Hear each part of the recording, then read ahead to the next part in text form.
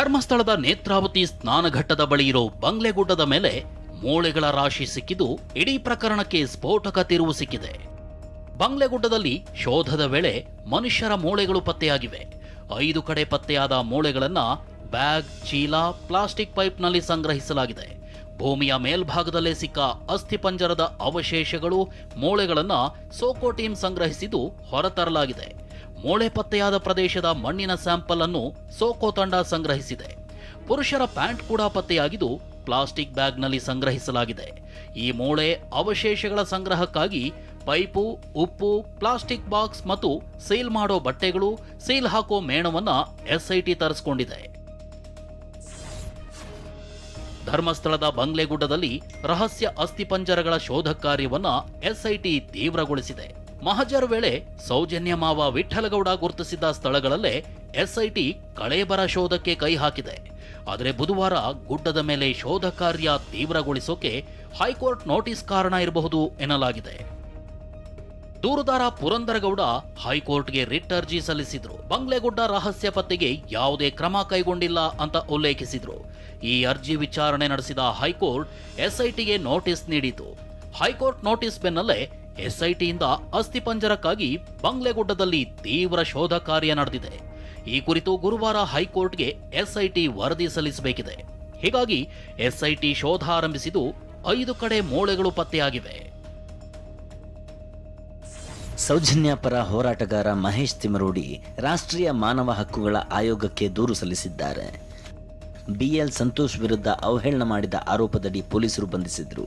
ಪೊಲೀಸರ ಈ ಕ್ರಮ ಖಂಡಿಸಿ ರಾಷ್ಟ್ರೀಯ ಮಾನವ ಹಕ್ಕುಗಳ ಆಯೋಗಕ್ಕೆ ಮಹೇಶ್ ತಿಮರೋಡಿ ದೂರು ಸಲ್ಲಿಸಿದ್ದಾರೆ. ಬಂಧನದ ವೇಳೆ ಅಧಿಕಾರ ದುರುಪಯೋಗಪಡಿಸಿಕೊಂಡು ದೌರ್ಜನ್ಯ ಮಾಡಲಾಗಿದೆ. ಆರೋಗ್ಯ ಸಮಸ್ಯೆ ಇದ್ರೂ ಆಸ್ಪತ್ರೆಗೆ ದಾಖಲಿಸದೆ ನಿರ್ಲಕ್ಷ್ಯ ತೋರಿದ್ದಾರೆ. ಆ ಅಧಿಕಾರಿಗಳ ವಿರುದ್ಧ ಕ್ರಮ ತೆಗೆದುಕೊಳ್ಳಿ ಅಂತ ತಿಮರೋಡಿ ಆಗ್ರಹಿಸಿದ್ದಾರೆ. ಇತ್ತ ತಿಮರೋಡಿ ಮನೆಯಲ್ಲಿ ಬಂದೂಕು ಸೇರಿ ಮಾರಕಾಸ್ತ್ರಗಳು ಪತ್ತೆಯಾಗಿದ್ದ ಹಿನ್ನೆಲೆ ಮಹೇಶ್ ಶೆಟ್ಟಿ ತಿಮರೋಡಿ ವಿರುದ್ಧ ಮತ್ತೊಂದು ಪ್ರಕರಣ ದಾಖಲಾಗಿದೆ. ಆಗಸ್ಟ್ 26ರಂದು ತಿಮರೋಡಿ ಮನೆಯಲ್ಲಿ ಶೋಧ ನಡೆಸಿದ್ದ ಎಸ್ಐಟಿ 2 ತಲ್ವಾರ್, ಬಂದೂಕು ಸೇರಿ 44 ವಸ್ತುಗಳನ್ನು ಜಪ್ತಿ ಮಾಡಿತ್ತು. ಈ ಸಂಬಂಧ ಎಸ್ಐಟಿ ಎಸ್ಪಿ ಸೈಮನ್ ದೂರು ಆಧರಿಸಿ ತಿಮರೋಡಿ ವಿರುದ್ಧ ಕೇಸ್ ದಾಖಲಾಗಿದೆ. ಬೆಂಗಳೂರಿನಲ್ಲಿ ರಸ್ತೆ ಗುಂಡಿ ಮತ್ತು ಟ್ರಾಫಿಕ್ ಸಮಸ್ಯೆ ವಿರುದ್ಧ ಉದ್ಯಮಿಗಳ ಆಕ್ರೋಶ ಮತ್ತಷ್ಟು ಹೆಚ್ಚಾಗಿದೆ. ಈ ಬಗ್ಗೆ ಬ್ಲಾಕ್ ಬಕ್ ಕಂಪನಿ ಸಿಇಒ ರಾಜೇಶ್ ಯಾಬಾಜಿ ಟ್ವೀಟ್ ಮಾಡಿ ಅಸಮಾಧಾನ ಹೊರಹಾಕಿದ್ದಾರೆ. 9 ವರ್ಷಗಳಿಂದ ಬೆಳ್ಳಂದೂರು ನಮ್ಮ ಕಚೇರಿ ಪ್ಲಸ್ ಮನೆಯಾಗಿದೆ. ಆದ್ರೀಗ ಈ ಏರಿಯಾದಲ್ಲಿ ಮುಂದುವರಿಯುವುದು ತುಂಬಾ ಕಷ್ಟ. ನಾವು ಇಲ್ಲಿಂದ ಹೊರಗೆ ಹೋಗಲು ನಿರ್ಧರಿಸಿದ್ದೇವೆ. ನಮ್ಮ ಸಹೋದ್ಯೋಗಿಗಳಿಗೆ ಸಂಚಾರ ಮಾಡುವುದು ಕಷ್ಟವಾಗಿದೆ. ಒಂದು ಸೈಡ್ ಪ್ರಯಾಣಕ್ಕೆ 1.5 ಗಂಟೆ ಸಮಯ ಬೇಕಾಗಿದೆ. ಬೆಂಗಳೂರಿನ ರಸ್ತೆಗಳು ಗುಂಡಿ ಮತ್ತು ಧೂಳಿನಿಂದ ತುಂಬಿದೆ. ಅವುಗಳನ್ನು ಸರಿಪಡಿಸುವ ಕನಿಷ್ಠ ಉದ್ದೇಶವೂ ಇಲ್ಲ. 5 ವರ್ಷದಲ್ಲಿ ಯಾವುದೇ ಬದಲಾವಣೆಗಳೂ ಕಾಣಿಸಲಿಲ್ಲ. ಹೀಗಂತ ಆಕ್ರೋಶ ಹೊರಹಾಕಿದ್ದಾರೆ. ಇನ್ನು ಈ ಟ್ವೀಟ್ ಬಳಿಕ ಬ್ಲಾಕ್ ಬಕ್ ಸಂಸ್ಥೆಯ ಅಧಿಕಾರಿಗಳು ಸ್ಪಷ್ಟನೆ ನೀಡಿದ್ದಾರೆ. ನಾವು ಬೆಂಗಳೂರಿನಿಂದಲೇ ಹೊರ ಹೋಗ್ತೀವಿ ಅಂದಿಲ್ಲ. ಸಮಸ್ಯೆ ಇರೋ ಬೆಳ್ಳಂದೂರಿನಿಂದ ಬೆಂಗಳೂರಿನ ಮತ್ತೊಂದು ಭಾಗಕ್ಕೆ ಹೋಗಲು ನಿರ್ಧರಿಸಿದ್ದೀವಿ ಅಷ್ಟೇ ಅಂದಿದ್ದಾರೆ. ಇನ್ನು ಬ್ಲಾಕ್ ಬಕ್ ಕಂಪನಿಯ ರಾಜೇಶ್ ಯಾಬಾಜಿ ಟ್ವೀಟ್ ಮಾಡಿದ ಬೆನ್ನಲ್ಲೇ ಆಂಧ್ರ ಪ್ರದೇಶದ ಐಟಿ ಸಚಿವ ನಾರಾ ಲೋಕೇಶ್ ಟ್ವೀಟ್ ಮಾಡಿದ್ದಾರೆ. ಬ್ಲಾಕ್ ಬಕ್ ಕಂಪನಿಯನ್ನ ಬೆಂಗಳೂರಿನಿಂದ ಆಂಧ್ರಕ್ಕೆ ಸ್ಥಳಾಂತರಿಸಲು ಆಹ್ವಾನಿಸಿದ್ದಾರೆ. ಹಾಯ್ ರಾಜೇಶ್, ನಿಮ್ಮ ಕಂಪನಿಯನ್ನು ವಿಶಾಖಪಟ್ಟಣಂಗೆ ಶಿಫ್ಟ್ ಮಾಡುವ ವಿಚಾರವಾಗಿ ನಾನು ಆಸಕ್ತಿ ವಹಿಸಲೇ. ನಾವು ಭಾರತದ ಸ್ವಚ್ಛ ನಗರಗಳ ಪಟ್ಟಿಯಲ್ಲಿ 5ನೇ ಸ್ಥಾನದಲ್ಲಿದ್ದೇವೆ. ಅಲ್ಲದೆ ಅತ್ಯುತ್ತಮ ಗುಣಮಟ್ಟದ ಮೂಲ ಸೌಕರ್ಯಗಳನ್ನು ನಿರ್ಮಾಣ ಮಾಡ್ತಿದ್ದೇವೆ. ಮಹಿಳೆಯರಿಗೆ ಸುರಕ್ಷಿತ ನಗರ ಎಂಬ ಹೆಗ್ಗಳಿಕೆಯೂ ಇದೆ. ದಯವಿಟ್ಟು ನನಗೆ ಮೆಸೇಜ್ ಮಾಡಿ. ಬೆಂಗಳೂರಿನ ರಸ್ತೆ ಗುಂಡಿಗಳ ಬಗ್ಗೆ ರಾಜೇಶ್ ಯಾಬಾಜಿ ಪೋಸ್ಟ್ ಉಲ್ಲೇಖಿಸಿ ಉದ್ಯಮಿ ಮೋಹನ್ ದಾಸ್ ಪೈ ಕೂಡ ಆಕ್ರೋಶ ಹೊರಹಾಕಿದ್ದಾರೆ. ಬೆಂಗಳೂರಿನಲ್ಲಿ ಆಡಳಿತದ ದೊಡ್ಡ ವೈಫಲ್ಯ ಆಗಿದೆ ಅಂದಿದ್ದಾರೆ. ಜೊತೆಗೆ ಹಲವು ಕಂಪನಿಗಳ ಸಿಇಒಗಳು ಹೊರ ಹೋಗ್ತಿದ್ದಾರೆ ಅಂತ ಕಿಡಿಕಾರಿದ್ದಾರೆ. ಇದು ನಮ್ಮೂರು, ನಾವು ಈ ಊರಿಗೆ ಮುಂದೆ ತಗೊಂಡು ಹೋಗ್ಬೇಕು. ನಮ್ಮ ಸಿಟಿ ಇದು, ನಾವಿಲ್ಲಿ ಹುಟ್ಟಿದ್ದು ಬದುಕಿದ್ದು, ನಾವಿಲ್ಲಿ ನಾವು ಪ್ರಾಸ್ಪರ್ ಆಗಿದ್ದಿಲ್ಲ. ಇಲ್ಲೆಲ್ಲ ಬರಬೇಕು, ಜನರಿಗೆಲ್ಲ ಒಟ್ಟಿಗೆ ಆಗ್ಬಿಟ್ಟು ಪ್ರೊಟೆಸ್ಟ್ ಮಾಡ್ಬೇಕು. ನಾನು ಅಪೀಲ್ ಮಾಡ್ತೀನಿ. ನಾನು ಹೇಳ್ತೀನಿ ಪ್ರಿಯಾಂಕ್ ಖರ್ಗೆ ಅವ್ರಿಗೆ, ನಮ್ಮ ಐ ಟಿ ಮಿನಿಸ್ಟ್ರಿಗೆ, ಅವ್ರಿಗೆ ಎಲ್ಲ ಮಾತಾಡಿ ಎಲ್ಲ ಬಿಟ್ಬಿಟ್ಟು ಹೋಗ್ತಾ ಇದ್ದಾರೆ. ಇದೇನು ಜಾಸ್ತಿ ಕೆಲಸ ಅಲ್ಲ. ಪಾಟಲ್ ಸರಿ ಮಾಡೋದು ಜಾಸ್ತಿ ಕೆಲಸ ಅಲ್ಲ. ಇದೇನು ಡೆಡ್ಡು ಟೆಕ್ನಾಲಜಿ ಅಲ್ಲ. ಸಿಟಿಯಿಂದ ಸ್ಟ್ರೀಟನ್ನು ಕ್ಲೀನ್ ಮಾಡೋದೇನಿಲ್ಲ. 8 ಲಕ್ಷ ಜನ ಕೆಲಸ ಮಾಡ್ತಾರಲ್ಲಿ. ಆ ಒಂದು ರಸ್ತೆ ಮಾಡೋಕ್ಕಾಗಲ್ವಾ? 2 ವರ್ಷ ಆಯ್ತು ಇವರು ಬಂದ್ಬಿಟ್ಟು. ಇವರೇನು ಇಲ್ಲ ಬಿಜೆಪಿ ಮಾಡಿದ್ರು, ಬಿಜೆಪಿನೂ ಅದೇ ಕಾಂಗ್ರೆಸ್ ಮಾಡಿ ಹೇಳ್ತಾರೆ. ಮತ್ತೊಂದೆಡೆ ಬಯೋಕಾನ್ ಮುಖ್ಯಸ್ಥೆ ಕಿರಣ್ ಮಜುಮ್ದಾರ್ ಶಾ ಕೂಡ ಮೋಹನ್ ದಾಸ್ ಪೈ ಪೋಸ್ಟ್ಗೆ ಪ್ರತಿಕ್ರಿಯೆ ನೀಡಿದ್ದು ಪರಿಸ್ಥಿತಿ ಗಂಭೀರವಾಗಿದೆ, ತುರ್ತು ಕ್ರಮದ ಅವಶ್ಯಕತೆ ಇದೆ ಅಂದಿದ್ದಾರೆ. ಬೆಂಗಳೂರಿನ ಐಟಿಬಿಟಿ ಉದ್ಯೋಗಿಗಳೇ ಹೆಚ್ಚಾಗಿರುವ ಪಣತ್ತೂರು ಮೇನ್ ರೋಡ್ನಲ್ಲಿ ರಸ್ತೆ ಗುಂಡಿಗಳಿಂದ ಜನ ಬೇಸತ್ತಿದ್ದಾರೆ. ಈ ಗುಂಡಿಗಳು ಮತ್ತು ಟ್ರಾಫಿಕ್ನಿಂದ ನಮಗೆ ಮುಕ್ತಿ ಕೊಡಿ, ಇಲ್ಲ ನಮ್ಮ ಟ್ಯಾಕ್ಸ್ ಹಣ ವಾಪಸ್ ಕೊಟ್ಟು ಬಿಡಿ, ನಮ್ಮ ನಗರವನ್ನು ನಾವೇ ನಿರ್ಮಾಣ ಮಾಡಿಕೊಳ್ಳುತ್ತೀವಿ ಅಂತ ಭಿತ್ತಿಪತ್ರ ಹಿಡಿದು ಆಕ್ರೋಶ ಹೊರಹಾಕಿದ್ದಾರೆ. ಬೆಚ್ಚಿ ಬೀಳಿಸೋ ರೀತಿ ಮಾಡ್ತಾ ಇರೋದು ಈ ರೀತಿಯಾದಂತಹ ಹೆವಿ ಟ್ರಾಫಿಕ್ ಹಾಗೆ ಹಾರಿಫಿಕ್ ರೋಡ್ಗಳು.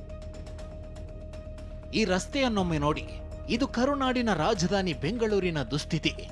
ಎತ್ತ ಕಣ್ಣಾಯಿಸಿದ್ರು ಯಾವ ರಸ್ತೆಗಳಿದ್ರೂ ಕಾಣೋದು ಗುಂಡಿಗಳಷ್ಟೇ. ಗುಂಡಿಗೆ ಗಟ್ಟಿ ಇದ್ದೋರಷ್ಟೇ ಈ ಗುಂಡಿಗಳಲ್ಲಿ ಓಡಾಡಬಹುದು. ಇನ್ನು ನಮ್ಮ ಬೆಂಗಳೂರು ರಸ್ತೆಗಳು ಹೀಗೆ ಇರಬಾರದು ಅಂತ ಪುಟಾಣಿಗಳು ಬೇಸರ ಹೊರಹಾಕಿದ್ದಾರೆ. ಇಲ್ಲಿ ಸ್ಟಕ್ ಆಗೋಯ್ತು, ಗಾಡಿ ಸ್ಟಕ್ ಆಗೋಯ್ತು, ಆಮೇಲೆ ಆಲ್ಮೋಸ್ಟ್ ಬಿದ್ದಿದ್ದೀವಿ, ತರ್ಸ್ಕೊಂಡಿದೆ. ಇದು ನಮ್ಮ ಬ್ಯಾಂಗ್ಳೂರು ತರ ಇಲ್ವೇ ಇಲ್ಲ. ಬ್ಯಾಂಗ್ಳೂರು ಫುಲ್ ನೀಟಾಗಿರ್ಬೇಕು. ಮತ್ತೊಂದೆಡೆ ರಸ್ತೆ ಗುಂಡಿಗಳ ಬಗ್ಗೆ ತೀವ್ರ ಆಕ್ರೋಶ ವ್ಯಕ್ತವಾದ ಕುರಿತು ಗ್ರೇಟರ್ ಬೆಂಗಳೂರು ಆಯುಕ್ತರು ಪ್ರತಿಕ್ರಿಯಿಸಿದ್ದಾರೆ. ಕಂಪ್ನಿಗಳೇ ಬೆಂಗಳೂರು ಬಿಟ್ಟು ಹೋಗ್ತೀವಿ ಬಿಕಾಸ್ ಆಫ್ ಪಾರ್ಟ್ ವಾಲ್ಸ್ ಅಂತ ಹೇಳ್ತಾ ಇದ್ದಾರೆ. ಇಲ್ಲ, ಅದಕ್ಕೆ ನಾವು ಇಷ್ಟೇ ಹೇಳ್ತಾ ಇದ್ದೇವೆ. ಗ್ರೇಟರ್ ಬೆಂಗಳೂರು ಅಥಾರಿಟಿ ವತಿಯಿಂದ ಈಗಾಗಲೇ ಅದು ಸೆಟಪ್ ನೋಡಿಬಿಟ್ರು ಸಹ ಎಕನಾಮಿಕ್ ಡೆವಲಪ್ಮೆಂಟ್ ಬೋರ್ಡ್ ಅಂತೂ ಸಹ ಇದೆ. ಬೆಂಗಳೂರಿನಲ್ಲಿ ರಸ್ತೆ ಅವ್ಯವಸ್ಥೆ ಬಗ್ಗೆ ಉದ್ಯಮಿಗಳ ಆಕ್ರೋಶ ಕುರಿತು ವಿಪಕ್ಷ ನಾಯಕ ಆರ್ ಅಶೋಕ್ ಕಿಡಿಕಾರಿದ್ದಾರೆ. ಬೆಂಗಳೂರಿನ ರಸ್ತೆಗಳು ಎಕ್ಕುಟ್ಟು ಹೋಗಿವೆ, ಉದ್ಯಮಗಳು ಬೆಂಗಳೂರು ಬಿಟ್ಟು ಹೋಗುವ ಪರಿಸ್ಥಿತಿ ಬಂದಿದೆ ಅಂತ ಸರ್ಕಾರದ ವಿರುದ್ಧ ವಾಗ್ದಾಳಿ ನಡೆಸಿದ್ದಾರೆ. ಮತ್ತೊಂದೆಡೆ ಭ್ರಷ್ಟಾಚಾರದ ಬ್ರ್ಯಾಂಡ್ ಅಂಬಾಸಿಡರ್ ಬೆಂಗಳೂರು ಆಗುತ್ತದೆ, ಗುಂಡಿಯೊಳಗೆ ರಸ್ತೆ ಇದೆ ಅಂತ ಬಿಜೆಪಿ ಎಂಎಲ್ಸಿ ಸಿಟಿ ರವಿ ಗುಡುಗಿದ್ದಾರೆ. ಪರಿಹಾರ ಕೊಡ್ತಾ ಇಲ್ಲ, ಏನಕ್ಕೂ ಪರಿಹಾರ ಇಲ್ಲ, ಪರಿಹಾರ ಕೊಡಕ್ಕೆ ಹಣ ಇಲ್ಲ ಇವ್ರ ಹತ್ರ. ಪಾಪರ್ ಆಗಿರುವಂತ ಸರ್ಕಾರ ಇವತ್ತು ಗುಂಡಿ ಮುಚ್ಚುವ ಸಾಮರ್ಥ್ಯ ಮತ್ತು ಇಚ್ಛಾಶಕ್ತಿ ಇಲ್ಲದೆ ಇರೋರು ಬ್ರಾಂಡ್ ಬೆಂಗಳೂರು ಏನು ಮಾಡ್ತಾರೆ? ಅದು ಬ್ರಾಂಡ್ ಬೆಂಗಳೂರು ಬ್ಯಾಡ್ ಬೆಂಗಳೂರಾಗಿ ಬದಲಾಗಿದೆ. ಬೆಂಗಳೂರಿನ ರಸ್ತೆ ಗುಂಡಿಗಳ ಬಗ್ಗೆ ಭಾರಿ ವಿರೋಧ ವ್ಯಕ್ತವಾಗುತ್ತಿದ್ದಂತೆ ಡಿಸಿಎಂ ಡಿಕೆ ಶಿವಕುಮಾರ್ ಕಠಿಣ ಕ್ರಮಕ್ಕೆ ಮುಂದಾಗಿದ್ದಾರೆ. ರಸ್ತೆ ಗುಂಡಿ ಮುಚ್ಚಲು ನವೆಂಬರ್ ಡೆಡ್ಲೈನ್ ಕೊಟ್ಟಿರುವುದಾಗಿ ಟ್ವೀಟ್ ಮೂಲಕ ತಿಳಿಸಿದ್ದಾರೆ. ಬೆಂಗಳೂರಿನ ರಸ್ತೆ ಗುಂಡಿಗಳ ಸಮಸ್ಯೆಗಳನ್ನು ಬಗೆಹರಿಸಲು ಕ್ರಮ ಕೈಗೊಳ್ಳಲಾಗಿದೆ. ನವೆಂಬರ್ ಒಳಗೆ ರಸ್ತೆ ಗುಂಡಿಗಳನ್ನು ಮುಚ್ಚುವಂತೆ ಗುತ್ತಿಗೆದಾರರಿಗೆ ಅಂತಿಮ ಗಡುವು ನೀಡಲಾಗಿದೆ. ಸ್ವಚ್ಛ ಬೆಂಗಳೂರು ಮತ್ತು ಸುಗಮ ಸಂಚಾರವೇ ನಮ್ಮ ಗುರಿಯಾಗಿರುವುದರಿಂದ ಆದಷ್ಟು ಬೇಗ ರಸ್ತೆ ಗುಂಡಿಗಳಿಗೆ ಜಿಬಿಎ ಮುಕ್ತಿ ನೀಡಲಿದೆ. ಈ ಪೋಸ್ಟ್ಗೂ ಮುನ್ನ ಮಾತನಾಡಿದ ಡಿಸಿಎಂ ಅಧಿಕಾರಿಗಳಿಗೆ ತಕ್ಷಣ ಕ್ರಮ ಕೈಗೊಳ್ಳಲು ಸೂಚಿಸಿದ್ದಾಗಿ ತಿಳಿಸಿದ್ರು.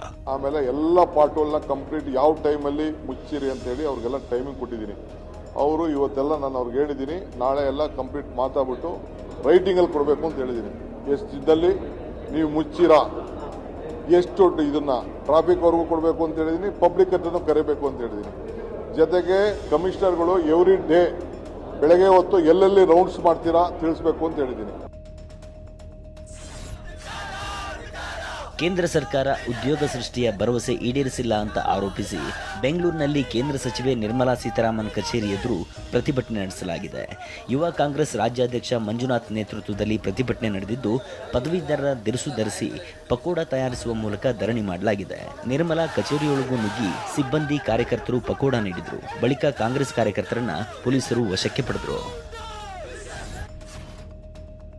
ರಾಜ್ಯದಲ್ಲಿ ಅನರ್ಹ ಬಿಪಿಎಲ್ ಕಾರ್ಡ್ಗಳನ್ನ ಕೈಬಿಡುವ ಪ್ರಕ್ರಿಯೆ ಚುರುಕು ಪಡೆದಿದೆ. ಸರ್ಕಾರಿ ನ್ಯಾಯಬೆಲೆ ಅಂಗಡಿಗಳ ಮುಂದೆ ನಾಮಫಲಕದಲ್ಲಿ ಸಂಶಯಾಸ್ಪದ ಪಡಿತರ ಚೀಟಿದಾರರ ಹೆಸರುಗಳನ್ನ ಪ್ರದರ್ಶಿಸಲಾಗುತ್ತಿದೆ.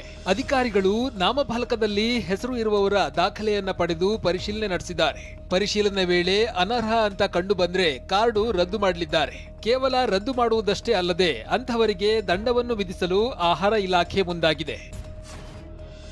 ಮುಡಾ ಕೇಸ್ನಲ್ಲಿ ಬಂಧನಕ್ಕೊಳಗಾಗಿರುವ ಮುಡಾ ಮಾಜಿ ಆಯುಕ್ತ ದಿನೇಶ್ ಕುಮಾರ್ ಮಧ್ಯಂತರ ಜಾಮೀನು ಅರ್ಜಿ ವಜಾ ಆಗಿದೆ.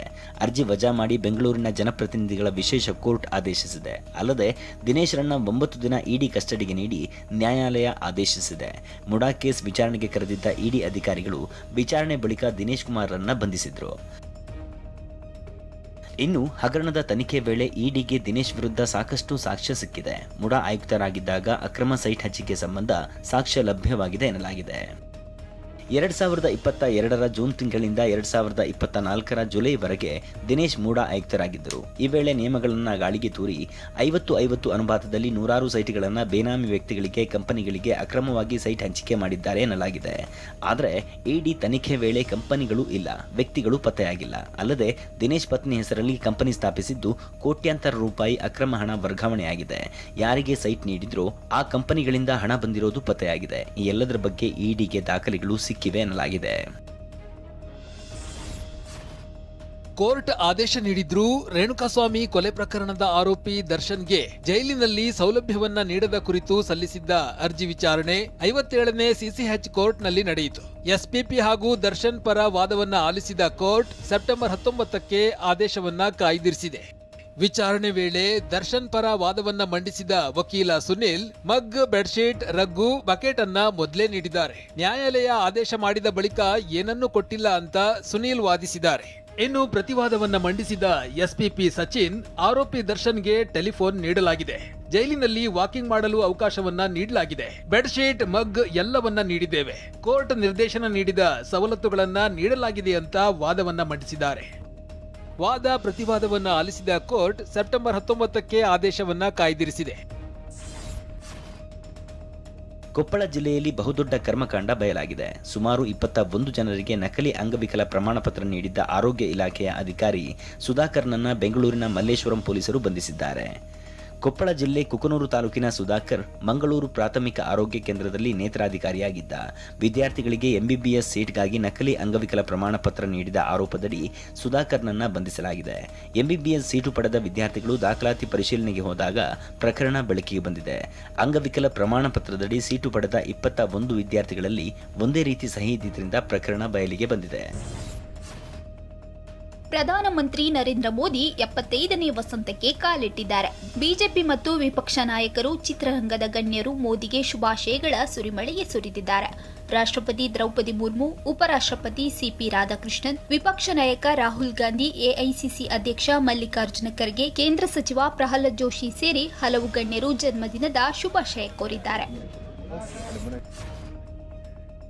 ಹುಟ್ಟುಹಬ್ಬದ ದಿನವೂ ಪ್ರಧಾನಿ ಮೋದಿ ಭಯೋತ್ಪಾದಕರ ವಿರುದ್ಧ ಗುಡುಗಿದ್ದಾರೆ. ಇದು ನವಭಾರತ, ಯಾವ ಬೆದರಿಕೆಗೂ ಹೆದರಲ್ಲ ಅಂತ ಮಧ್ಯಪ್ರದೇಶದಲ್ಲಿ ಅಬ್ಬರಿಸಿದ್ದಾರೆ. ಧಾರ್ನಲ್ಲಿ ಸಾರ್ವಜನಿಕರನ್ನ ಉದ್ದೇಶಿಸಿ ಮಾತನಾಡಿದ ಮೋದಿ, ಭಾರತದ ದಾಳಿಗೆ ಪಾಕ್ನ ಬುಡ ಅಲುಗಾಡಿದೆ, ಭಯೋತ್ಪಾದಕರ ಹುಟ್ಟಡಗಿಸಲಾಗಿದೆ ಎಂದಿದ್ದಾರೆ. ಪ್ರಧಾನಿ ಮೋದಿ ಜೀವನವನ್ನ ಬೆಳ್ಳಿತೆರೆಯಲ್ಲಿ ತೋರಿಸಲು ಮಲಯಾಳಂ ಚಿತ್ರತಂಡ ನಿರ್ಧರಿಸಿದೆ. ಮೋದಿ ಹುಟ್ಟುಹಬ್ಬದಂದೇ ಸಿಲ್ವರ್ ಕ್ಯಾಸ್ಟ್ ಕ್ರಿಯೇಷನ್ಸ್ ಮಾವೊಂದೇ ಸಿನಿಮಾದ ಹೆಸರು ಘೋಷಿಸಿದೆ. ಮೋದಿ ಪಾತ್ರದಲ್ಲಿ ಮಲಯಾಳಂ ನಟ ಉನ್ನಿ ಮುಕುಂದನ್ ಕಾಣಿಸಿಕೊಳ್ಳಲಿದ್ದಾರೆ. ಮೋದಿ ಬಾಲ್ಯದಿಂದ ಹಿಡಿದು ಪ್ರಧಾನಿ ಆದವರೆಗಿನ ಪಯಣ ಸಿನಿಮಾ ರೂಪ ಪಡೆಯಲಿದೆ. ಸಿನಿಮಾಗೆ ರವಿ ಬಸ್ರೂರ್ ಸಂಗೀತ, ಕ್ರಾಂತಿಕುಮಾರ್ ಸಿಎಚ್ ನಿರ್ದೇಶನ ಮಾಡಲಿದ್ದಾರೆ. ಕಾರಿನಲ್ಲಿ ಸಾಗಿಸುತ್ತಿದ್ದ 20 ಕೆಜಿ ಗಾಂಜಾವನ್ನ ಬೆಂಗಳೂರಿನ ಪೊಲೀಸರು ಬೇಟೆಯಾಡಿದ್ದಾರೆ. ಪೊಲೀಸರ ದಾಳಿ ವೇಳೆ ಕಾರಿನಲ್ಲಿದ್ದ ಇಬ್ಬರು ಪರಾರಿಯಾಗಿದ್ದು, ಚಾಲಕ ನಹೀಂ ಅಹಮದ್ನನ್ನ ಪೊಲೀಸರು ವಶಕ್ಕೆ ಪಡೆದಿದ್ದಾರೆ. 5,000 ಬಾಡಿಗೆ ಕೊಡೋದಾಗಿ ನಹೀಂ ಕಾರನ್ನ ಬುಕ್ ಮಾಡಿದ್ರು ಎನ್ನಲಾಗಿದೆ. ಪ್ರಕರಣ ದಾಖಲಿಸಿಕೊಂಡ ಪೊಲೀಸರು ತನಿಖೆ ಆರಂಭಿಸಿದ್ದಾರೆ. ವರದಕ್ಷಿಣೆ ಕಿರುಕುಳ ಆರೋಪದ ಪೊಲೀಸ್ ನೋಟಿಸ್ಗೆ ನಿರ್ದೇಶಕ ನಟ ಎಸ್ ನಾರಾಯಣ್ ಕುಟುಂಬ ಡೋಂಟ್ ಕೇರ್ ಅಂದಿದೆ. ಸೋಮವಾರ ವಿಚಾರಣೆಗೆ ಹಾಜರಾಗುವಂತೆ ನೋಟಿಸ್ ನೀಡಲಾಗಿತ್ತು. ಆದರೆ ಈವರೆಗೂ ನಾರಾಯಣ್ ಕುಟುಂಬದ ಯಾರೊಬ್ಬರೂ ವಿಚಾರಣೆಗೆ ಹಾಜರಾಗಿಲ್ಲ. ಪೊಲೀಸರು ಮತ್ತೊಂದು ನೋಟಿಸ್ ನೀಡಲು ಸಿದ್ಧತೆ ನಡೆಸಿದ್ದಾರೆ. ಸೊಸೆ ಪವಿತ್ರ ಆರೋಪಕ್ಕೆ ದಾಖಲೆ ಒದಗಿಸುವಂತೆ ನೋಟಿಸ್ನಲ್ಲಿ ತಿಳಿಸಿದ್ದಾರೆ ಎನ್ನಲಾಗಿದೆ. ಭಾರತ ಪಾಕಿಸ್ತಾನ ಕ್ರಿಕೆಟ್ ತಂಡಗಳ ನಡುವಿನ ಶೇಕ್ ಹ್ಯಾಂಡ್ ಸಂಗ್ರಾಮ ದಿನೇ ದಿನೇ ಕೋಲಾಹಲ ಸೃಷ್ಟಿಸುತ್ತಿದೆ. ಭಾರತ ತಂಡದ ಆಟಗಾರರು ಶೇಕ್ ಹ್ಯಾಂಡ್ ಮಾಡದ್ದಕ್ಕೆ ಪಾಕ್ ಕ್ರಿಕೆಟ್ ಮಂಡಳಿ ಅಂತಾರಾಷ್ಟ್ರೀಯ ಕ್ರಿಕೆಟ್ ಸಂಸ್ಥೆಗೆ ಪತ್ರ ಬರೆದು ರೆಫರಿ ಆಂಡಿ ಪೈಕ್ರಾಫ್ಟ್ರನ್ನ ವಜಾಗೊಳಿಸುವಂತೆ ಆಗ್ರಹಿಸಿತ್ತು. ಆದರೆ ಪಾಕ್ ಆಗ್ರಹವನ್ನು ಐಸಿಸಿ ತಿರಸ್ಕರಿಸಿತ್ತು. ಈ ಹಿನ್ನೆಲೆ ಬುಧವಾರ ದುಬೈ ಅಂತಾರಾಷ್ಟ್ರೀಯ ಕ್ರಿಕೆಟ್ ಮೈದಾನದಲ್ಲಿ ಯುಎಇ ವಿರುದ್ಧ ಪಾಕಿಸ್ತಾನ ಫಿಕ್ಸ್ ಆಗಿದ್ದ ಪಂದ್ಯವನ್ನ ಪಾಕ್ ಕ್ರಿಕೆಟ್ ಮಂಡಳಿ ಬಹಿಷ್ಕರಿಸುವುದಾಗಿ ವರದಿಯಾಗಿತ್ತು. ಇದಾದ ಕೆಲವೇ ಗಂಟೆಗಳಲ್ಲಿ ಪಾಕಿಸ್ತಾನ ಕ್ರಿಕೆಟ್ ಮಂಡಳಿ ತನ್ನ ನಿರ್ಧಾರ ಬದಲಿಸಿ ಕ್ರಿಕೆಟ್ ಮೈದಾನಕ್ಕೆ ಆಟಗಾರರನ್ನ ಕಳುಹಿಸಿದೆ.